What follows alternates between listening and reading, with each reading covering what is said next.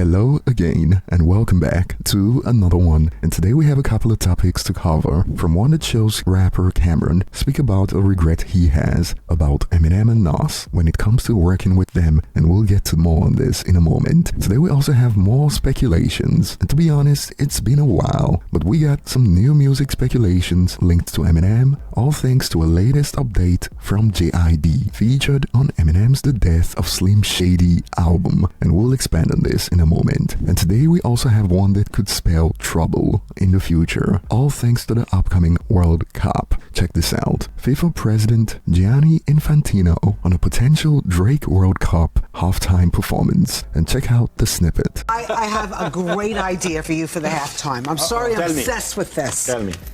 Drake. Because you were at the Super Bowl. Boy. Kendrick Lamar dissed him at the Super Bowl. You got So we can create a bit of yes, rivalry. Drake right? comes back for, you know. That's a good idea. Actually, Drake was with us when we announced the host cities of. You might be onto something here. So I should have his number still somewhere. I expect to be sitting right next to you when you sign him on the dotted line. Anyway. We'll do it. Now, if you don't know, the World Cup is multiple times bigger than the Super Bowl. In fact, when it comes to viewers, it is more than 10 times bigger. So of course, this is a big deal, and this has sparked heated debates accordingly. As on one end, tweets like this blew up. Family matters at the World Cup is wild, not gonna lie. That's like 1.2 billion people. And to be honest, it's closer to 1.5 billion. And I expect the next World Cup to hit close to 2 billion. And we got more on this note. The UEFA Champions League is far bigger than the Super Bowl, not to talk of the World Cup. And this is also true. The UEFA Champions League final is also bigger than the Super Bowl. We're talking about 3.5 times bigger on average. And boy, Drake fans are loving this idea. Check this out. Kendrick shaking right now, boy. Laughing emoji. That little cute halftime show in the NFL can't compete with the FIFA. It would make sense if Gianni decides to give it to Drake. Since he's Canadian, the first game is played in Mexico and the final is in the MetLife Stadium in New York/Jersey. And to this a user hit back with, why would he be shaken? Kendrick has not said a word beyond this battle, and not like us at the Super Bowl. Kendrick don't care what Drake is doing. If he really wanted to be petty, his wife can sue Drake for defamation. What makes the Hot Six and Family Matters any different than not like us?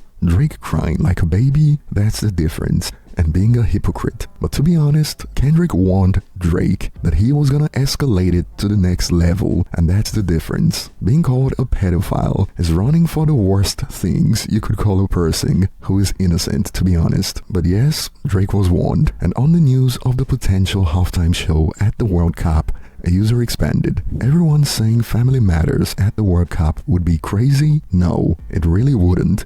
LOL. Barely anyone outside America would know the song at all. It isn't even half as big as Not Like Us. He's better off keeping the beef out of it. He lost. And while it is true, Family Matters is not as popular, but it would be a missed opportunity to slip it in my opinion, if Drake gets to perform at the finals, even if it's a 5-second snippet. I don't want peace. I want problems, always. But what are your thoughts on this potentially happening at the next World Cup? And on a side note, we got XXL out here setting up Kendrick Lamar to get dragged with this tweet. Watch. Is Kendrick Lamar the new Michael Jackson? It is a wild statement, but is it really that far-fetched? After K-Dot captivated viewers at the Super Bowl and matched one of MJ's chart-topping achievements, Dot has sparked a wave of comparisons. And it is wild because these mainstream outlets be knowingly farming for hate. They did this with Drake before the beef, comparing him to Michael Jackson. They've done this with Beyonce. They've done this with Chris Brown. And in his case, he shot it down with quickness. And now Kendrick is the latest on the chopping block. And with more articles like this, it wouldn't be long before the hate starts to increase aimed at Kendrick Lamar. And moving on to the next point, we got news from JID about his upcoming album. Check out a snippet. About a project that you're working on right now. Yeah, it's done. It's turned in. It's been turned in. It's coming really fucking soon. It's been a long time in the making, and all the T's are crossed and my I's are dotted. I think we're in a good position. build this new world that I've been working on for the past couple of years. And a few hours ago, he held a listening party and we got news of some reviews. Check it out. JID held a listening party for his new album today. Recap from a listener. He put his heart into his next project. Intentional features that work too well. He takes his writing seriously. There's a lot of duality in the themes. It is as introspective as it is competitive. And while on one end, some have urged users to calm their horses due to JID's history with posts like, yeah, and he said he was dropping in 2024, not trusting anyone until I see it on Spotify. And more on this note, I don't believe a word this man says. And they pulled up receipts on JID from 2024 where he posted, I'ma just drop music all year and see what happens. And it didn't take long for the Eminem speculations to begin based on what Eminem has said in the past about trading verses. Check it out. M is 100% on it. I'm betting on my entire bloodline. I don't make things happen. Free will. I only set the stage. Nobody wins them all.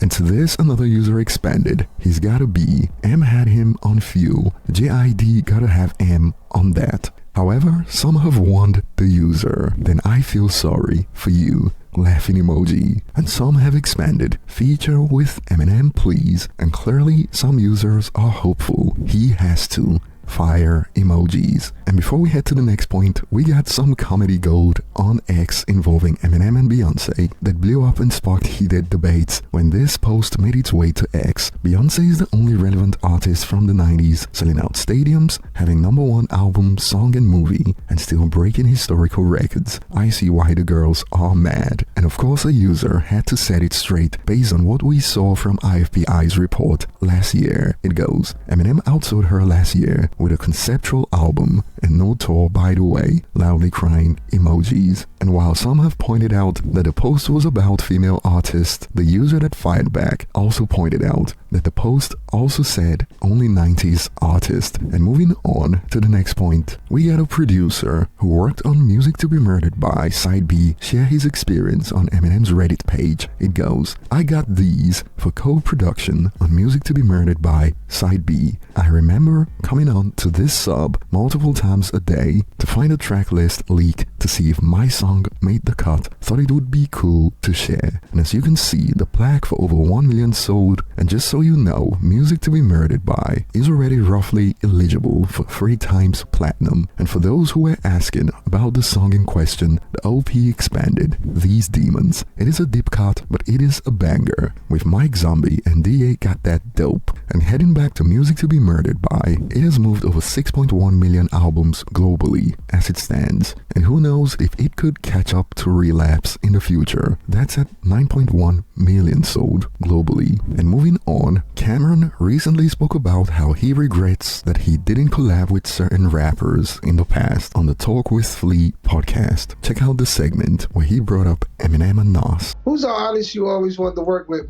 but you never got to work with? It's a good one, man.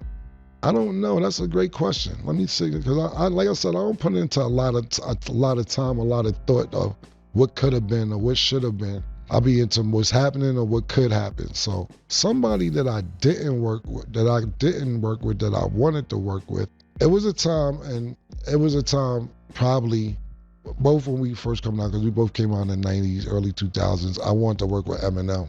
When his career was taking off and my career with Dipset and everything was taking off, I wanted to do a record with Eminem because, of course, he's super duper lyrical. I could be super duper lyrical. I dumb a lot of my shit down for my audience, but I thought that would have been a sensational record. And probably the other person would be Nas. Those are 2 artists that I never got to work with that I probably would have wanted to work with at one time.